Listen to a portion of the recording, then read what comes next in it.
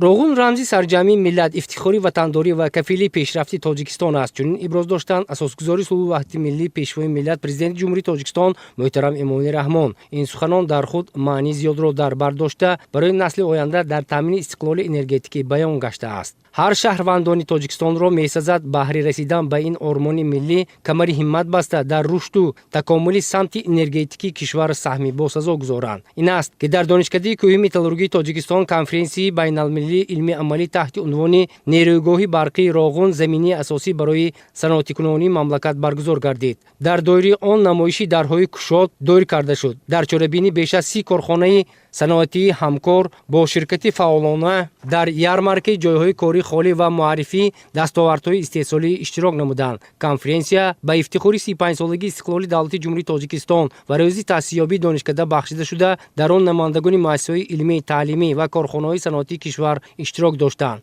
در کنفرانسیا رکتور دانشکده نزد حاضرین سخن گفته اهمیت و نقش نیروگاه روغن در رشد ساحه‌های حیاتی مهم کشور را خاصه تاکید نمود. سپس معروضه‌های علمی عملی از جانب معروضه‌چیان شنیده شد. برای رشد سمت انرژتیک کشور کنفرانسی مذکور زمینه خوب فراهم خواهد آورد، زیرا ما به برق نمیتواند یگان ساحه حیات جمعیتی پیش رفته باشد و همین قوه برق است که امروز تمام ساحه‌های صنعتی کشور از جمله تمام ساحه‌های صنعتی مملکت ما رشد کرده ایستاده است.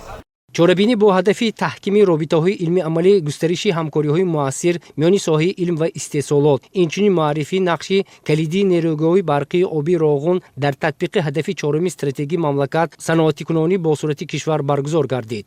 از طرف اساسگزار صلح و وحدت ملی پیشوای معظم ملت پرزیدنت جمهوری تاجیکستان محترم امامی رحمان سالهای 2022-2026 سالهای رشد صنعت اعلان گردید که در این ردیف ما نیز تصمیم گرفتیم آن کادرهای بلند اختصاص را تربیت نموده تا جنبستی 35 سالگی استقلال دولتی جمهوری تاجیکستان که سال 2026 جنبست می گردد تیار نموده به استحصالات وطنی داخلی و خارجی کشور فرستیم.